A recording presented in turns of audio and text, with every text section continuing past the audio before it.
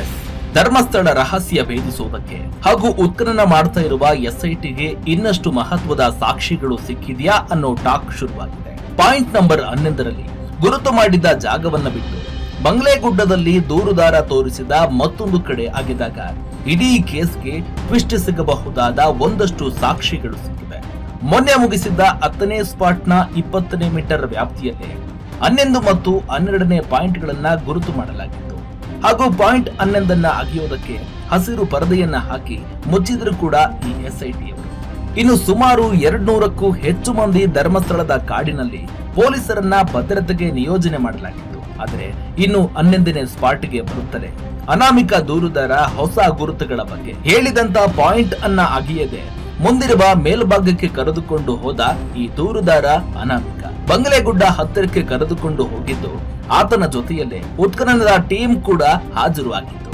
ಹಾಜರಿ ಆಗುವುದರ ಜೊತೆಗೆ ಅನಾಮಿಕ ತೋರಿಸಿದಂತಹ ಜಾಗದಲ್ಲಿ ಎಸ್ಐಟಿ ಜೊತೆ ಹೋಗಿದ್ರು ಕೂಡ ಉತ್ಖನನಕ್ಕೆ ಸಜ್ಜಾಗಿತ್ತು. ಧರ್ಮಸ್ಥಳದ ಕಾಡಿನೊಳಗೆ ಅಧಿಕಾರಿಗಳು ಪರೀಕ್ಷೆ ನಡೆಸಿದ್ರು. ಅಷ್ಟೊತ್ತಿಗಾಗಲೇ ಕಾಡೊಳಗೆ ಉಪ್ಪಿನ ಮೂಟೆಗಳನ್ನ ಹೊತ್ಕೊಂಡು ಬಂದೇ ಬಿಟ್ಟಿದ್ರು ಸ್ಥಳೀಯ ಕಾರ್ಮಿಕರು. ಬಂಗ್ಲೆ ಗುಡ್ಡದಲ್ಲಿ ಹಾಗೊಂದು ರಹಸ್ಯ ಬಯಲಾಗಿಯೇ ಬಿಟ್ಟಿತ್ತು ಕೂಡ. ಎಸ್, ರಹಸ್ಯ ಅಂದ್ರೆ ಅಂತಿಂತದ್ದಲ್ಲ. ಯಾರೂ ಕೂಡ ಥಿಂಕ್ ಮಾಡದ ರೀತಿಯಲ್ಲೇ ಅಲ್ಲಿ ಕೆಲವೊಂದು ಕಳೆಬರಹಗಳು ಸಿಕ್ಕಿಬಿಟ್ಟಿದ್ವು. ಅಸ್ಥಿಪಂಜರದ ಹಲವು ಭಾಗಗಳು ಧರ್ಮಸ್ಥಳದ ಮಧ್ಯದ ಕಾಡಿನ ಬಂಗಲೆಗುಡ್ಡದಲ್ಲಿ ದೂರುದಾರ ತೋರಿಸಿದ ಹೊಸ ಪಾಯಿಂಟ್ಗಳಲ್ಲಿ ಅಸ್ಥಿಪಂಜರದ ಹಲವಾರು ಭಾಗಗಳು ಸಿಕ್ಕೇ ಬಿಟ್ಟಿದ್ವು.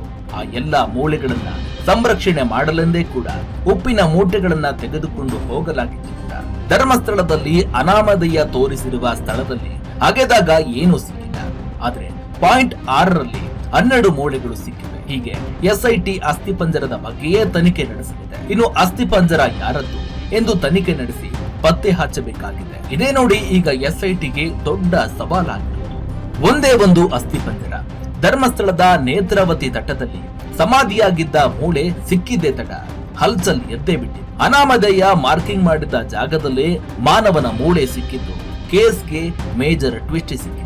ಈಗ ಎಸ್ಐಟಿ ಆ ಮೂಳೆಯ ರಹಸ್ಯವನ್ನೇ ಭೇದಿಸುವುದಕ್ಕೆ ಸಜ್ಜಾಗಿದೆ. ಈ ಮಧ್ಯೆ ಗ್ರಾಮದ ಪಂಚಾಯಿತಿಯ ಮಾಜಿ ಅಧ್ಯಕ್ಷ ಸ್ಫೋಟಕ ರಹಸ್ಯವನ್ನೇ ರಿವೀಲ್ ಮಾಡಿದ್ದಾರೆ. ಅದೊಂದು ಪತ್ರದಲ್ಲಿ ಅನಾಮಿಕ ವ್ಯಕ್ತಿ ಅಸಲಿಯತ್ತನ್ನ ಬಿಚ್ಚಿಟ್ಟಿದ್ದಾರೆ. ಅಷ್ಟಕ್ಕೂ ಆಪರೇಷನ್ ಅಸ್ಥಿಪಂಜರ ಹೇಗೆ ನಡೆದಿದೆ, ಪಾಯಿಂಟ್ ನಂಬರ್ 7 ಮತ್ತು 8ರಲ್ಲಿ ಸಿಕ್ಕಿದ್ದೇನು ಅನ್ನೋ ಪ್ರಶ್ನೆಗಳನ್ನ ಹುಟ್ಟು ಹಾಕಿದೆ. ಒಂದಲ್ಲ ಎರಡಲ್ಲ, ನೂರಾರು ಶವಗಳನ್ನ ನೇತ್ರಾವತಿ ನದಿ ಪಕ್ಕದಲ್ಲಿ ಹೂತು ಹಾಕಿದ್ದೇನೆ ಅಂತ ದೂರಿದ್ದ ಅನಾಮಧೇಯ ಬರೋಬ್ಬರಿ 13 ಪಾಯಿಂಟ್ಗಳನ್ನ ಗುರುತು ಮಾಡಿದ್ದ. ಆದ್ರೆ ಆರಂಭದಲ್ಲಿನ ಪಾಯಿಂಟ್ಗಳ ರಾತ್ರಿ ತನಕ ಶೋಧ ನಡೆಸಿದ್ದ ಎಸ್ಐಟಿ ಅಧಿಕಾರಿಗಳು ಬರೀಗೈನಲ್ಲಿ ವಾಪಸ್ಸಾಗಿದ್ರು. ಆದ್ರೆ ಈಗ ಶವ ಹೂತಿಟ್ಟ ಕೇಸ್ಗೆ ಬಿಗ್ ಟ್ವಿಸ್ಟ್ ಸಿಕ್ಕಿದೆ. ಅನಾಮಧೇಯ ಮಾರ್ಕ್ ಮಾಡಿದ್ದ 6ನೇ ಪಾಯಿಂಟ್ನಲ್ಲಿ ಮನುಷ್ಯನ ಮೂಳೆಗಳು ಸಿಕ್ಕಿರೋದು ಸಂಚಲನಕ್ಕೆ ಕಾರಣವಾಗಿದೆ. ಅಷ್ಟಕ್ಕೂ ಆಪರೇಷನ್ ಅಸ್ಥಿಪಂಜರ ಹೇಗೆ ಸಾಕ್ತಿದೆ, ಸಿಕ್ಕಿರೋ ಮೂಳೆಗಳ ರಹಸ್ಯ ಬಯಲಾಗುತ್ತಾ ಅನ್ನೋ ಕುತೂಹಲ ಕಾದಿದೆ.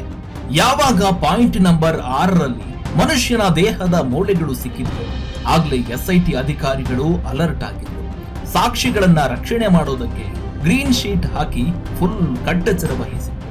ಇದಾದ ನಂತರ ಎಸ್ಐಟಿ ಅಧಿಕಾರಿಗಳು ಪಾಯಿಂಟ್ ನಂಬರ್ 7ರಲ್ಲಿ ಅಗೆಯೋದಕ್ಕೆ ಶುರು ಮಾಡಿಬಿಟ್ಟಿದ್ರು. ಕಳೆಬರ ಸಿಕ್ಕ ಬೆನ್ನಲ್ಲೇ ತನಿಖೆ ಮತ್ತಷ್ಟು ಚುರುಕುಗೊಂಡಿತ್ತು. 6ನೇ ಪಾಯಿಂಟ್ ಪಕ್ಕದಲ್ಲಿ ಇರೋ 7ನೇ ಪಾಯಿಂಟ್ ಅನ್ನ ಅಗೆಯೋದಕ್ಕೆ ಜೆಸಿಬಿ ಎಂಟ್ರಿ ಕೊಟ್ಟಿತ್ತು. 7ನೇ ಪಾಯಿಂಟ್ ಅಗೆಯೋದಕ್ಕೆ ಮುನ್ನ ಆ ಜಾಗವನ್ನ ಗ್ರೀನ್ ತಾಡ್ಪಲ್ ಹಾಕಿ ಕವರ್ ಮಾಡಲಾಗಿತ್ತು. ಕಾರ್ಯಾಚರಣೆಯ ಗೌಪ್ಯತೆಯನ್ನ ಕಾಪಾಡಿಕೊಳ್ಳುವುದಕ್ಕೆ ಅಧಿಕಾರಿಗಳು ಮತ್ತು ಸಿಬ್ಬಂದಿಯ ಮೊಬೈಲ್ಗಳನ್ನ ಕಾರ್ಯಾಚರಣೆಯ ಸ್ಥಳಕ್ಕೆ ತರದಂತೆ ನಿರ್ಬಂಧ ಹೇರಲಾಗಿತ್ತು. ಹಾಗಾಗಿ ಯಾರೂ ಕೂಡ ಮೊಬೈಲ್ ಬಳಸದಂತೆ ಕಟ್ಟುನಿಟ್ಟಿನ ಸೂಚನೆ ಕೊಡಲಾಗಿತ್ತು. 2 ಅಧಿಕಾರಿಗಳಿಗೆ ಮಾತ್ರ ಮೊಬೈಲ್ನೊಂದಿಗೆ ಪಾಯಿಂಟ್ ನಂಬರ್ 7ಕ್ಕೆ ಹೋಗುವುದಕ್ಕೆ ಅವಕಾಶ ಕೊಡಲಾಗಿತ್ತು. ಅದು ಪುತ್ತೂರು ಎಸಿ ಸ್ಟೆಲ್ಲಾ ವರ್ಗೀಸ್ ಹಾಗೂ ಎಸ್ಐಟಿ ತನಿಖಾಧಿಕಾರಿ ಎಸ್ಪಿ ಜಿತೇಂದ್ರ ದಯಾಮ್ಗೆ ಮಾತ್ರ ಮೊಬೈಲ್ ಬಳಕೆಗೆ ಅನುಮತಿ ಕೊಡಲಾಗಿತ್ತು.